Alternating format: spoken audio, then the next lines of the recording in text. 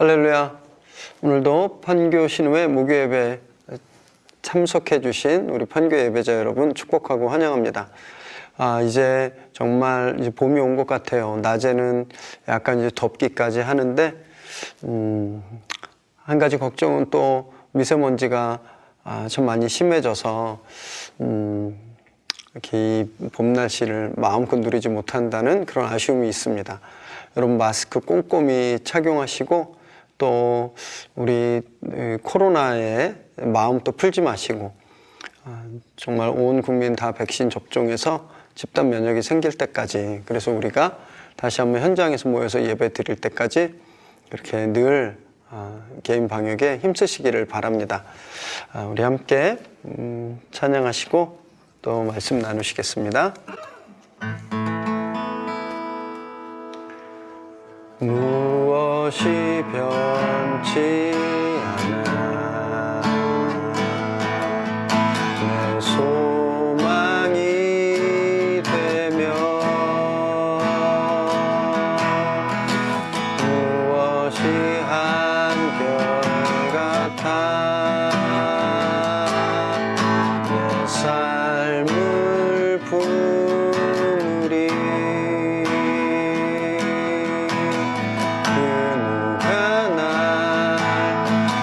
좋게 해 내 영이 쉬며 그 누굴 기다려 내 영이 기쁘리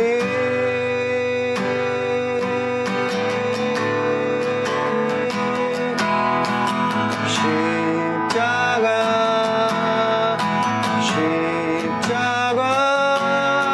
그 그늘 아래 내 소망이 있네.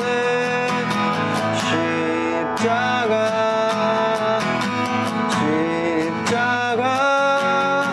그 그늘 아래 내 생명이 있네.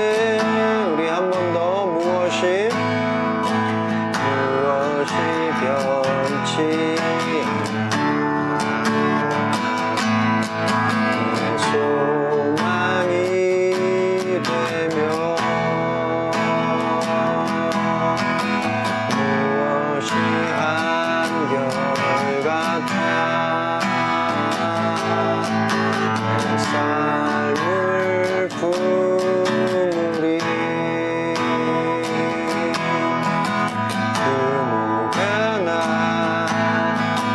좋게 해 내 영이 쉬며 그 누굴 기다려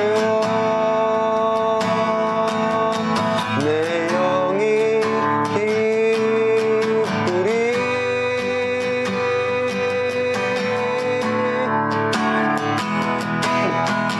십자가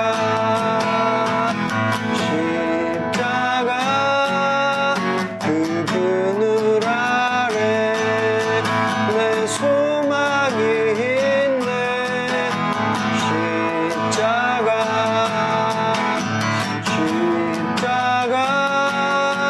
그 그늘 아래 내 생명이 있네. 그 누가 날 하나만 좋게 해 내 영이 쉬며 그 누굴 기다려 내 영이 기쁘리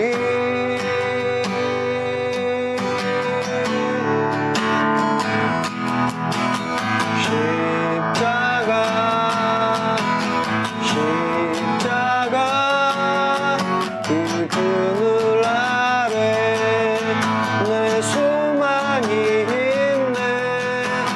십자가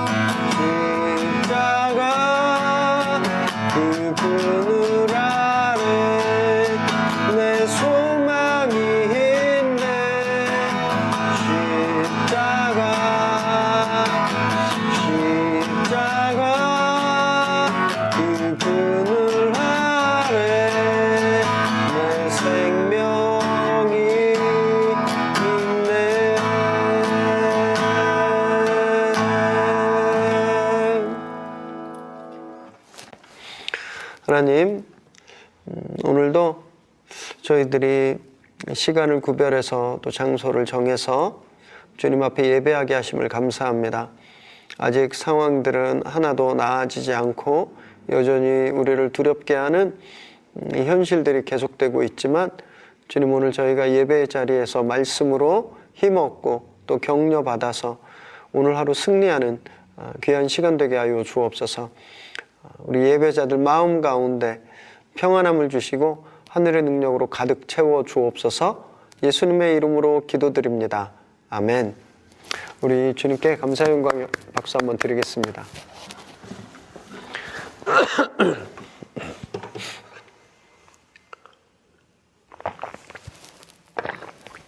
오늘 함께 나누실 하나님 말씀은 여호수아 16장 우리 1절에서 10절까지입니다.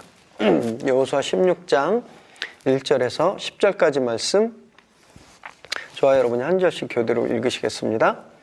요셉 자손이 제비 뽑은 것은 여리고 샘 동쪽 곧 여리고 곁 요단으로부터 광야로 들어가 여리고로부터 베델 산지로 올라가고 베델에서부터 루스로 나아가 아렉 족속의 경계를 지나 아다롯에 이르고 서쪽으로 내려가서 야블렛 족속의 경계와 아래 벳 호론과 게세레까지 이르고 그 끝은 바다라. 요셉의 자손 므낫세와 에브라임이 그들의 기업을 받았더라. 에브라임 자손이 그들의 가족대로 받은 지역은 이러하니라.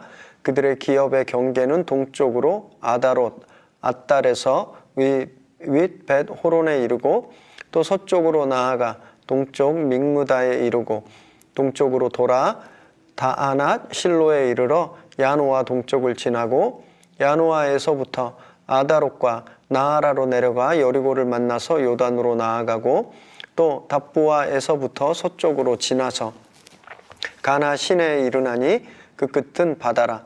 에브라임 자손의 지파가 그들의 가족대로 받은 기업이 이러하였고 그 외에 므낫세 자손의 기업 중에서 에브라임 자손을 위하여 구분한 모든 성읍과 그 마을들도 있었더라.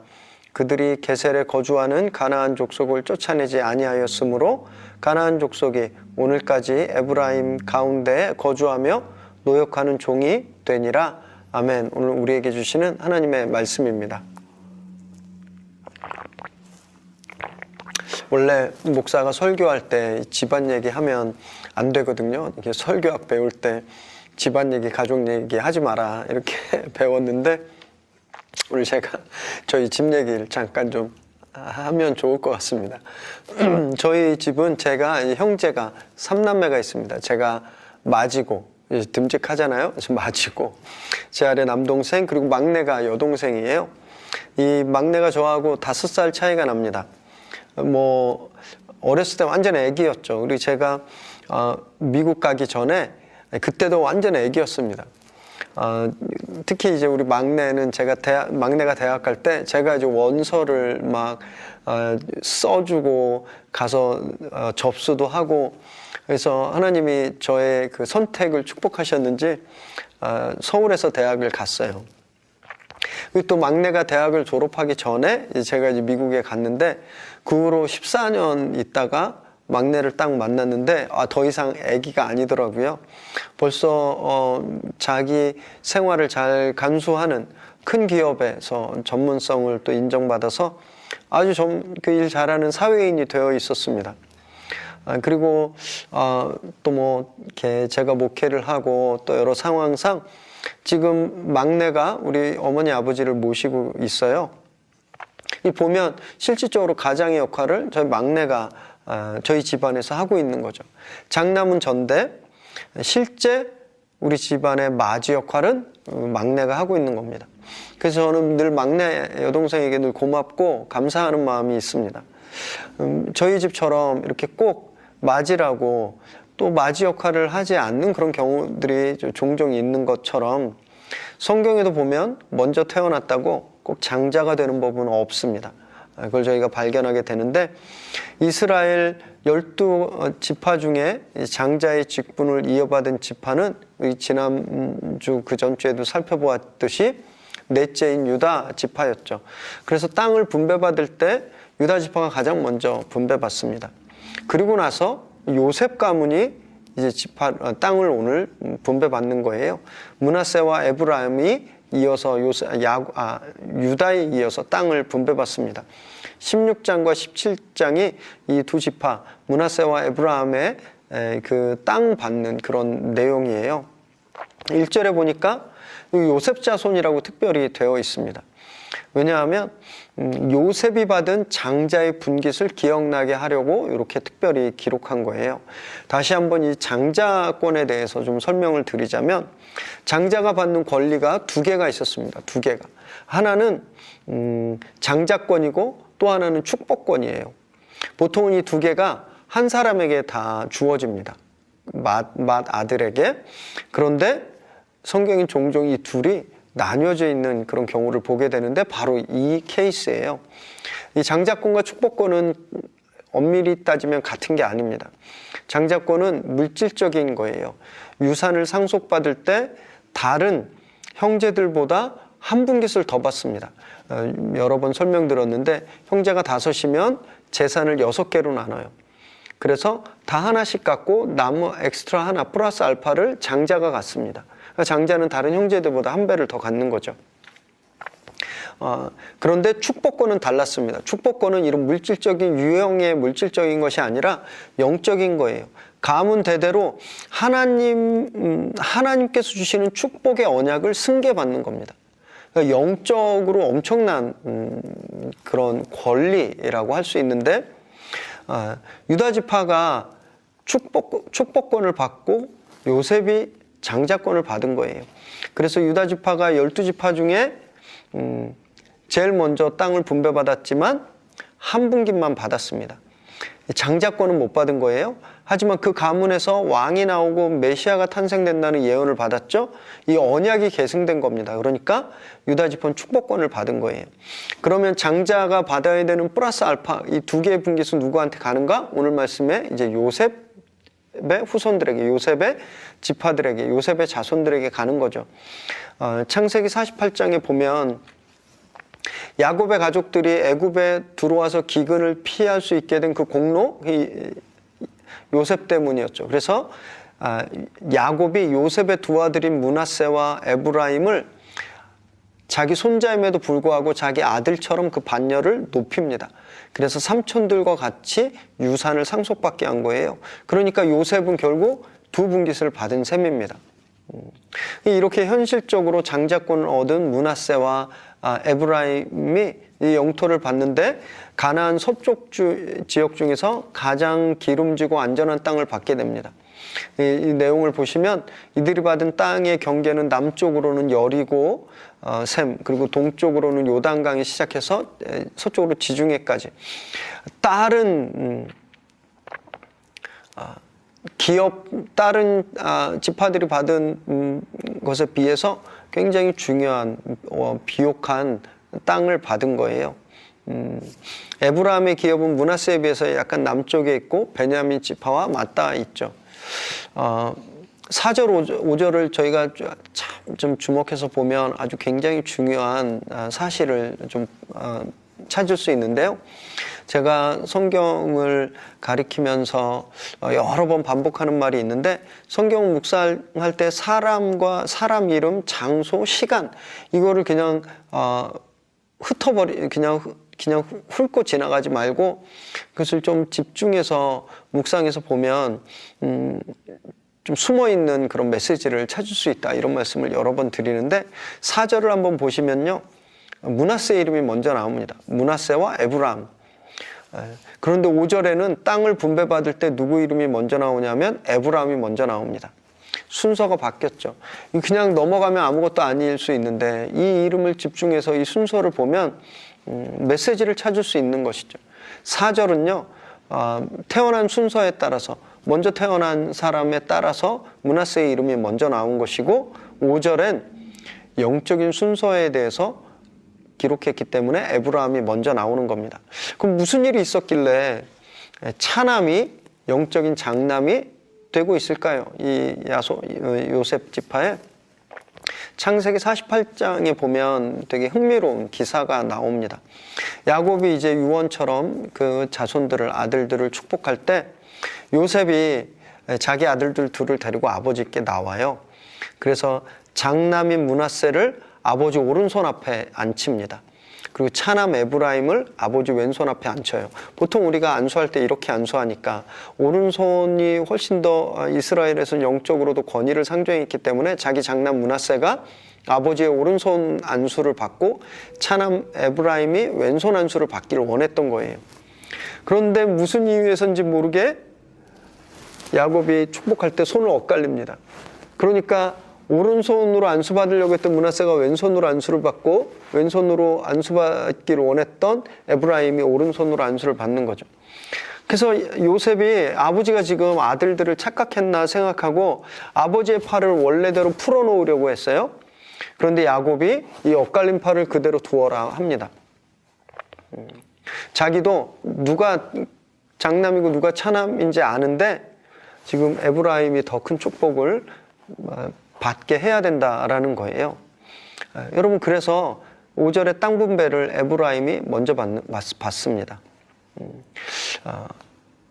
어쩌면 왜 그랬을까? 왜 창세기 48장에 야곱이 이렇게 손을 엇갈렸을까? 이런 경우는 거의 없는데 어쩌면 자기 모습을 보지 않았을까요? 자기가 차남이었는데 장자권과 축복권을 자기가 형에게 뺏었잖아요. 그래서 아우에게 더 큰 축복을 하고 있는 것 아닐까. 그런데 이것은 순전히 야곱의 뜻만은 아니었습니다. 하나님께서 그 축복을 그대로 인정해 주세요. 그래서 에브라임이 받은 땅이 가나안 북쪽에 가장 중심부에 있고 가장 중요한 지역이었습니다. 6절에서 8절에 그 지역 이름이 나오는데 지도를 한번 찾아보시면 이해하기가 더 쉬우세요. 가나안 정중앙에 있고요. 여리고성과 아이성, 베델이 속해 있는 가장 비옥하고 이스라엘이 제일 먼저 점령한 지역이었습니다. 풍족하고 위협이 없었던 땅, 이 땅을 에브라임이 받은 거죠.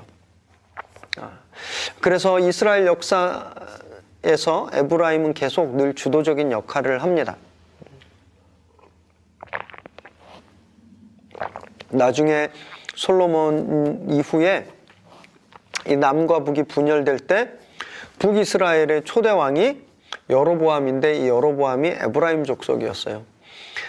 그래서 북이스라엘과 남유다를 가를 때 유다와 에브라임 이렇게 말씀하시는데 북이스라엘 전체 10부족을 다 통할 때 에브라임이라고 칭할 정도로 에브라임이 굉장히 주도적이고 막강한 파워가 있었습니다. 그럼 왜 하나님께서 여기에 이 차남이 더 크게 되는 걸, 므낫세보다 더 크게 되는 걸, 이렇게 엇갈린 축복을 받게 되는 걸 원하셨을까요? 하나님 보면 하나님의 관심은 늘 작은 자, 뒤처진 자에게 있었습니다. 이삭이 물론 아브라함의 적통 아들이긴 했지만 둘째였죠. 야곱도 둘째였습니다. 유다도 장남이 아니었고요. 요셉도 끝에서 두 번째인 거죠. 하나님 늘 이렇게 뒤에 있는 자를 들어서, 약한 자를 들어서 크게 하시는 역전의 명수세요. 이런 역전 드라마를 자주 쓰십니다. 다윗 왕은 막내였지만, 솔로몬도 10번째 아들이었지만 이들을 왕으로 세우시는 거죠.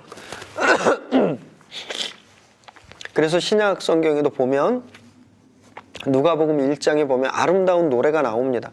마리아가 예수님을 잉태하고 성령의 감동으로 아름다운 노래를 부르는데 이 마리아의 노래라고 불려요.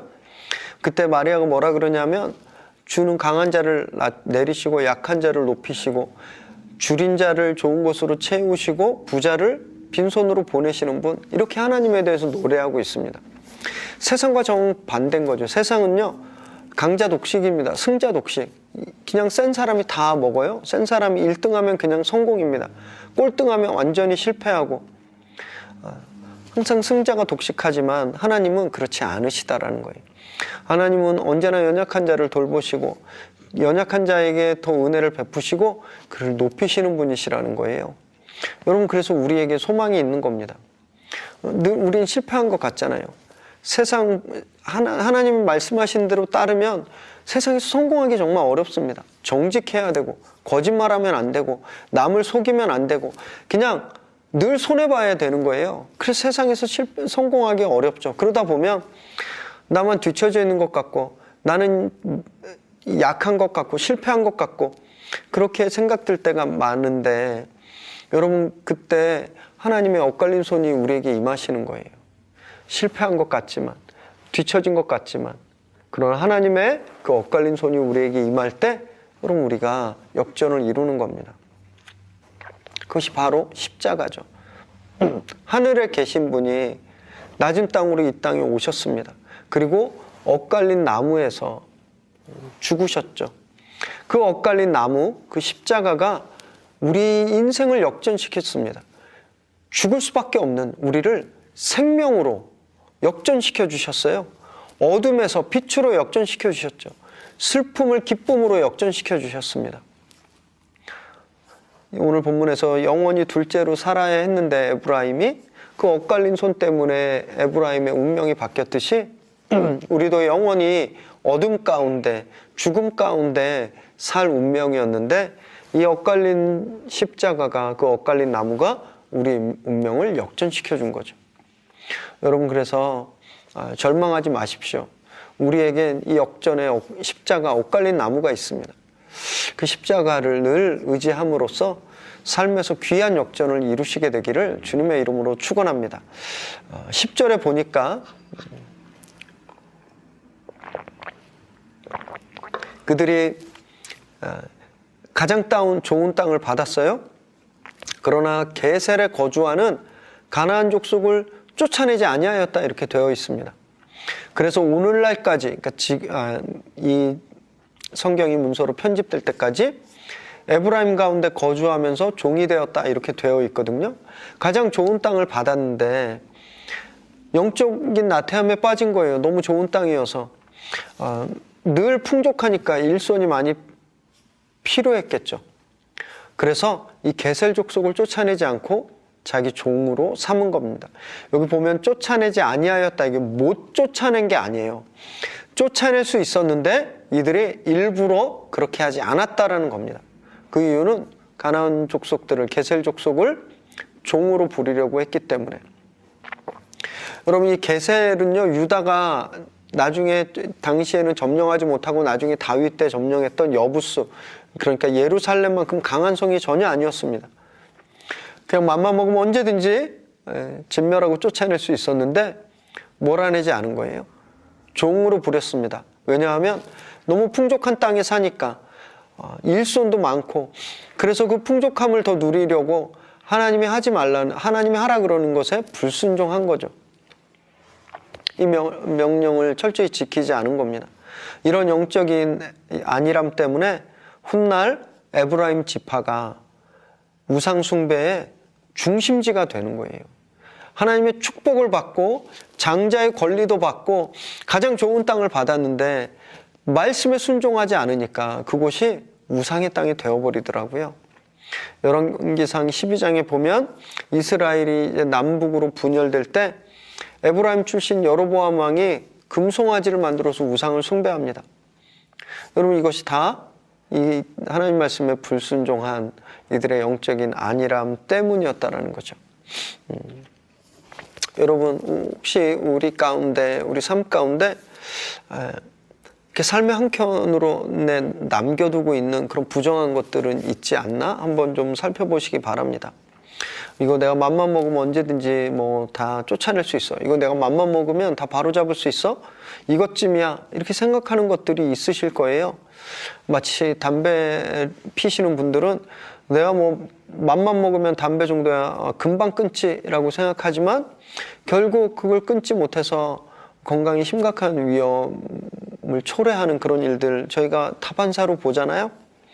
아이들도 방학 숙제를 미리미리 해야 되는데 이런 방학 숙제 뭐 금방 아무 때나 내가 방학 숙제 할 수 있어 라고 생각하고 미루다가 결국 숙제를 못해서 학교 가서 선생님한테 혼나는 경우도 있습니다.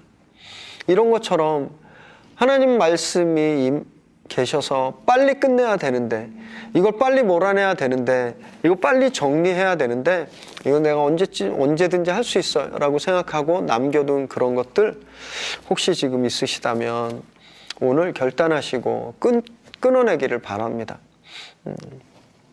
그냥 내 삶의 풍요로움, 평화로움, 부요함, 여기에 취해서 하나님이 말씀으로 정리하고 깨끗게 하기를 원하시는 것들을 정리하고 있지 않으면 여러분 그 풍요로움이 우리에게 독이 될 수 있습니다. 이 에브라임 족속처럼 노예를 쓰면 편하니까, 나한테 현실적으로 이득이 되니까, 그리고 또 나중에 문제되면 언제든지 쫓아내면 되지 라고 생각하다 그들이 우상에 지배당하고 그 축복받은 땅이 우상의 땅, 저주의 땅이 되고, 에브라임 하면 늘 우상을 떠오르게 하는, 성경에서 그렇게 탄식하게 하는 그런 도시가 되어버리거든요. 그래서 저희도 오늘 당장 십자가 앞에서 오늘 우리 안에 끊어내야 될 것들 오늘 결단하시고 진멸하시기를 바랍니다. 여러분, 그래야 우리가 정말 거룩한 영성을 가지고 살아갈 수 있는 것이죠. 오늘 그렇게 거룩한 팔로, 엇갈린 팔로 운명이 바뀌게 되시기를, 또 이 엇갈린 나무 십자가 앞에서 정말 우리의 부정함을 다 고백하고 끊어내서 온전함을 이루게 되시길 바랍니다. 그래서 정말 우리 삶 가운데 정말 거룩한 능력으로 승리하시고 예수 그리스도의 이름을 날마다 높이는 저와 여러분 되시기를 주님의 이름으로 축원합니다. 기도하겠습니다. 하나님, 정말 끝이 없는 이런 어려움 가운데, 정말 두려움이 계속되는 가운데 저희들이 많이 지쳐있고 많이 눌려있음을 고백합니다. 주님, 그럼에도 불구하고 우리가 주님 말씀 앞에 나왔는데, 주님 오늘 저희에게 말씀하신 대로 우리 안에 부정한 것들, 오늘 그 엇갈린 나무 그 십자가 앞에서 다 내어놓고 다 진멸하고, 정말 주님께서 우리를 회복시켜 주신 그 거룩한 삶, 그 삶을 저희가 잘 감당하며 살게 하여 주옵소서. 아주 자그마한 것이라도 틈을 주지 말게 하시고, 정말 주님께서 원하시는 대로 매일매일 말씀 앞에서, 그 십자가 앞에서 우리를 치고 거룩을 훈련하고 경건함을 회복하는 저희들 되게 하여 주옵소서.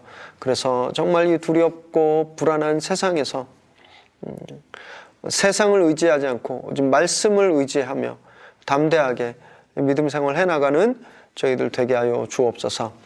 이제는 우리 주 예수 그리스도의 은혜와 하나님의 끝없는 사랑하심과 성령의 인도하시며 역사하심의 은혜가 우리 안에 있는 부정한 것들, 작은 것들이라도 남김없이 고백하고 내어놓고 십자가에 못 박고 오직 그 엇갈린 나무로 회복된 그 거룩한 삶을 살기로 결단하는, 그래서 우리 삶 가운데 정말 말씀의 능력이, 생명의 능력이, 거룩의 능력이 날마다 증거되기를 소망하는 이 시간 예배하는 우리 귀한 판교 예배자들 머리머리 위에, 그들의 가정과 일터와 또 자녀들 위에 지금으로부터 영원토록 함께 하시기를 간절히 축원하옵나이다. 아멘. 주님께 감사 영광의 박수 드리겠습니다. 네, 한 주간 평안하시고 안전하시기를 기도하겠습니다. 축복합니다.